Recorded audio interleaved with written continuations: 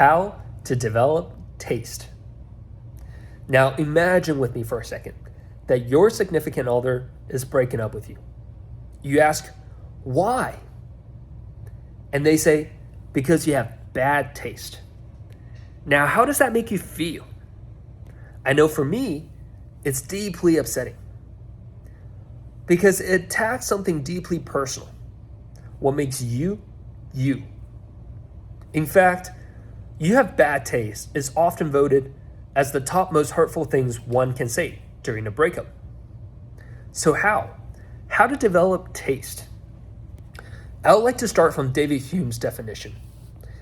Taste is a strong sense, united by delicate sentiment, improved by practice, perfected by comparison, and cleared of all prejudice. Now, ancient philosophers, the Platos and Aristotles of the world, believed that beauty is the purest of ideas. To taste it, you really need to hone in on your skill of observation, reason, and honestly pray to God more so you can learn the divine way. It is not until Hume, in the 1700s, that we started to understand beauty as our reaction function to something beautiful. Beauty, in fact, is not inherent, but rather only exists in the eye of the beholder. Beauty is tasted through our 5 senses: touch, taste, smell, hearing, and sight. Now, when we face an external stimulus, our senses send signals up to our brain, which processes what we're tasting based on our memories, how we felt last time we tasted it. That is why babies don't know how to taste. Babies can see the most horrendous thing, and yet the baby doesn't know how it's supposed to feel. The baby can see the most beautiful thing, but they don't know that they're supposed to be happy. When a baby sees something, what does it do? A baby looks at their mother. A baby looks at their father. A baby sees how other humans react, and they try to mimic what other people do. Now, social media algorithms are exceptional at quantifying your emotional response when you see content. Every second, every pause, every interaction, and when they happen, all contribute to understand your taste. But of course, they're not doing it for your benefit. They're doing it so they can sell more ads to you. The most ideal way to develop taste is to taste all of the best things the world has to offer.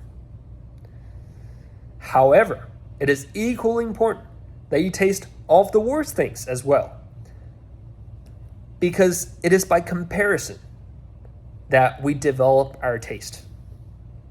Not only do you experience things, but you need to be conscious. You need to think through the lens of senses and emotions. It's never about the things itself.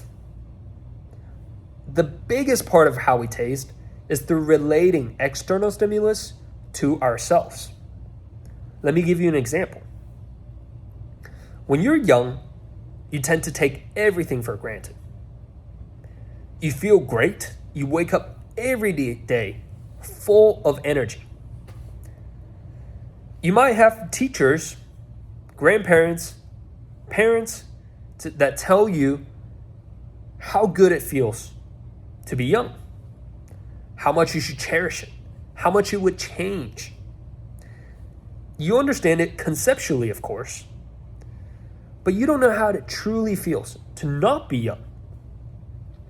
It is not until you get older that you start to understand truly how ephemeral youth really is. It is not until you get older that you start to really appreciate youth and what it means for each and every one of us. So, as you can see, taste is something that requires a lot of repetition and a lot of comparison.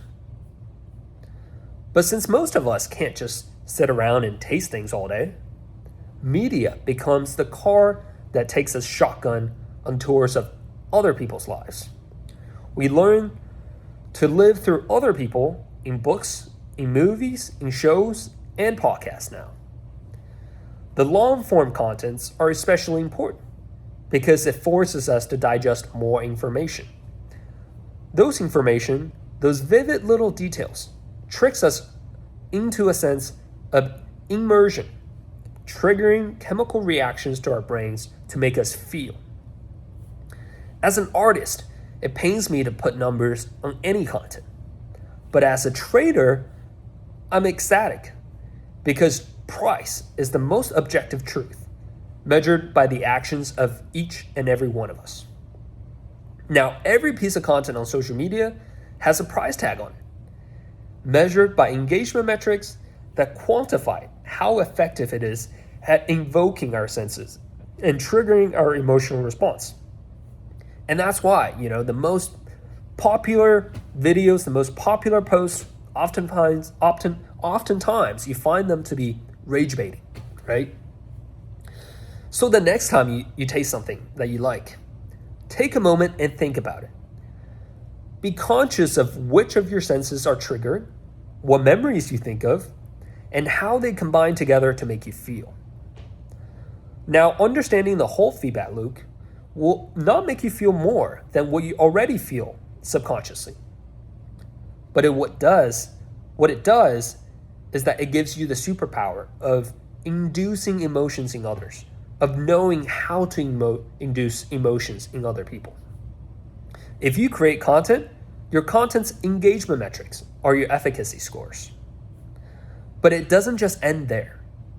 Once you hone in on your skill of tasting, you develop an intuition for beauty, for aesthetics, for what separates good from bad, exceptional from good. Taste is the culmination of all your past experiences, but more importantly, it guides your present and future. Taste decides what you do, what you wear, what food you eat, what friends you have, what content you consume, and all of the serendipities and misfortunes of your life. Thank you.